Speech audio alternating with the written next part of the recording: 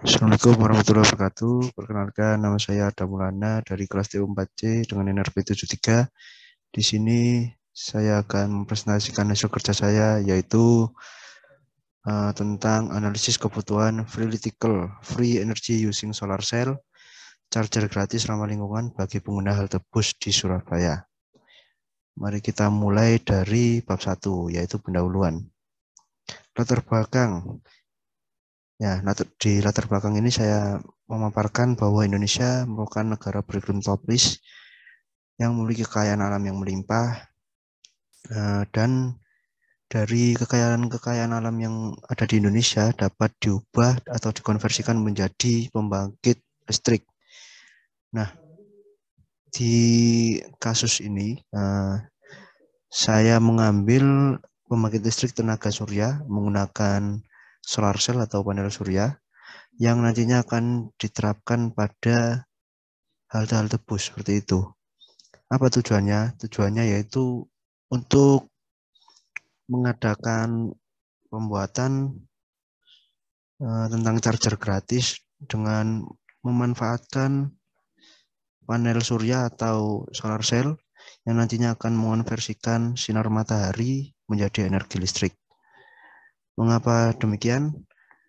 Mengapa perlu diadakan alat tersebut? Karena di Surabaya ini ada namanya fasilitas Surabaya Bus yang notabene media transaksinya menggunakan e-money. Jadi membutuhkan smartphone untuk transaksinya.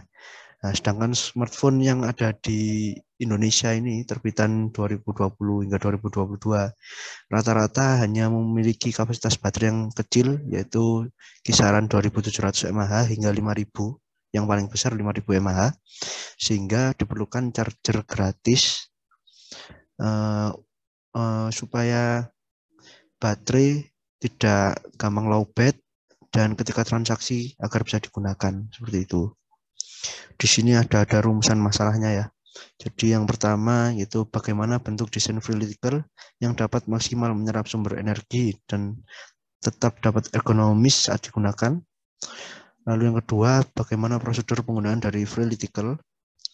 Lalu yang ketiga, seberapa butuh sih pengguna halte terhadap pengadaan free radical sebagai fasilitas penunjang pada halte bus di Surabaya. Nah, di tujuan ini tentunya merupakan tujuan untuk menjawab rumusan masalah tersebut. Baik, langsung saya lanjut ke bab 2 mungkin ya. Bab 2, tinjauan pustaka. Di sini saya menggunakan beberapa sumber di internet atau macam-macam website. Jadi tinjauan pustaka ini berisi alat-alat atau perlengkapan yang perlu digunakan pada saat pembuatan free radical ini. Yaitu tentunya yang pertama panel surya sebagai sumber energi utama atau alat sebagai alat untuk mengonversi energi cahaya matahari menjadi energi listrik. Jadi panel surya yang saya gunakan untuk membuat free radical ini yaitu berspesifikasi tegangan outputnya yaitu 6 volt total 6 volt dan tidak terlalu besar ukurannya 11 kali 6 kali 0,25 cm tebalnya ya. Lalu di sini hanya menggunakan 4 buah panel surya yang dirangkai secara paralel untuk memperbesar keluaran arus. Lalu ada yang kedua yaitu modul TP4056. Modul ini secara garis besar berfungsi untuk menampung energi surya yang telah dikonversikan oleh panel surya lalu disimpan ke dalam baterai 18650 sebagai berikut. Nih, baterai 18650 biasanya digunakan untuk rokok elektrik atau sebagainya dan juga untuk power bank juga bisa. Nah, setelah dari baterai 18650 ini jadi baterai 18650 tadi itu menyimpan energi yang telah diambil dari panel surya menggunakan modul TP4056 ini. Setelah melalui baterai, kemudian keluarannya atau outputnya menjadi charger. Menjadi charger, bagaimana caranya? Yaitu dengan menghubungkan baterai kepada modul T6845C. Dalam modul ini berfungsi untuk step up tegangan. Jadi jika tegangan yang didapatkan dari baterai itu maksimal 3,7 volt, terlalu kecil untuk sebagai sumber daya pengecasan handphone atau smartphone. Jadi di step up tegangan dulu, baru dapat mengecas smartphone pengguna Surabaya Bus tadi. Karena untuk mengecas itu butuh tegangan 5 volt, sedangkan yang di baterai hanya full 4,2 volt saja. Jadi perlu di step up dulu, lalu bisa menyalurkan dayanya ke smartphone Anda. Oke, kita lanjut ke bab ketiga, yaitu metodologi penelitian. Di sini saya membuat rancangan pelaksanaannya, mulai dari identifikasi awal, observasi lapangan tentunya, lalu merumuskan masalah yang ada di lapangan tadi, kira-kira apa saja, lalu pengumpulan data dan pengolahan data, lalu perencanaan desain produk. Nah, perencanaan desain produk ini saya melakukan desain produk secara kotornya lah istilahnya. Jadi belum secara prototipe, lalu pengadaan alat dan bahan, kemudian pembuatan produk, uji kelayakan produk, apakah berfungsi atau tidak, lalu analisis hasil dan pembahasan, pengambilan kesimpulan, dan pembuatan laporan. Lalu ada identifikasi awal, tadi secara garis besar sudah saya sebutkan. Jadi ini adalah merupakan tahapan awal dari pelaksanaan penulisan laporan ini, yaitu mengidentifikasi masalah yang akan dilaksanakan serta mengevaluasi keefektifan dari metode yang telah atau digunakan sebelumnya. Observasi lapangan terdiri dari studi lapangan untuk mengetahui problem secara real. Nah, pada observasi kali ini penulis melakukan pengamatan kondisi halte bus di 3 titik di kota Surabaya, yaitu halte bus ITS, halte bus Gunung Anyar Timur 1, halte bus Ketintang. Dan ketiga lokasi tersebut dipilih dengan mempertimbangkan tingkat kepadatan penggunaan fasilitas halte bus yang digunakan sebagai titik kumpul calon penumpang Surabaya Bus. Lalu di sini saya melakukan perumusan masalah, yaitu apa saja sih masalah yang ditemukan pada ketiga halte bus tersebut. Mengapa saya memilih ketiga halte bus tersebut? Karena penumpangnya sangat ramai di situ dan banyak juga teman-teman mahasiswa yang istilahnya ngetem di situ untuk menunggu Surabaya Bus itu sendiri.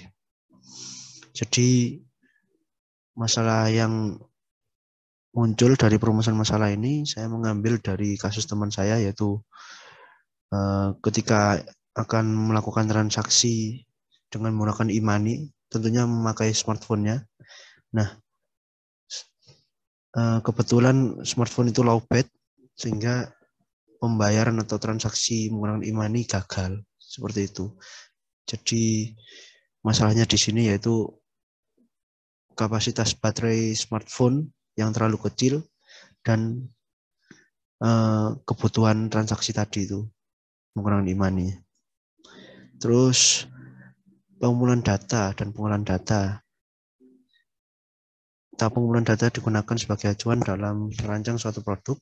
Data yang dikumpulkan berupa lokasi halte, tingkat kepadatan calon penumpang Surabaya Bus pada masing-masing halte, profesi rata-rata calon penumpang Surabaya Bus, dan tingkat kebutuhan pengguna halte terhadap charger gratis yang tersedia pada halte bus.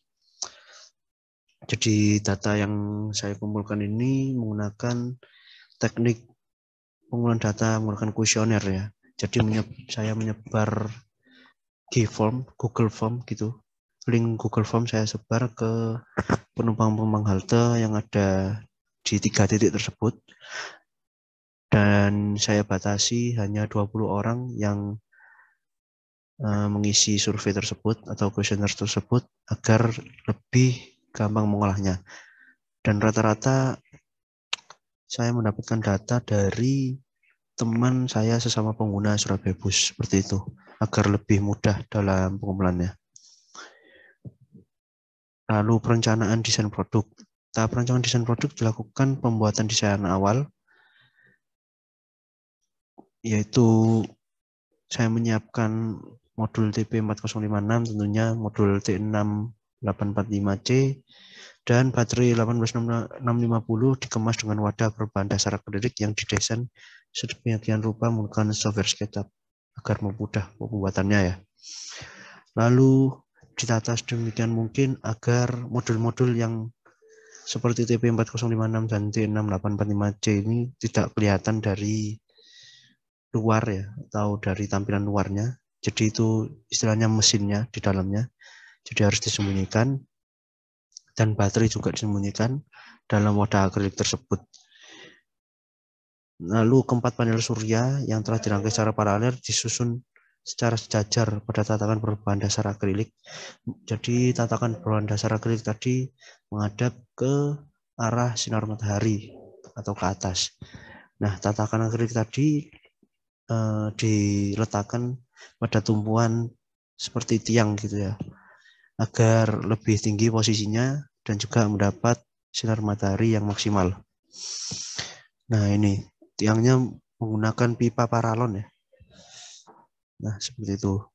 Terus pengadaan alat dan bahan, pembuatan produk seperti ini ya. Untuk pengadaan alat dan bahan, saya mengadakan apa ya?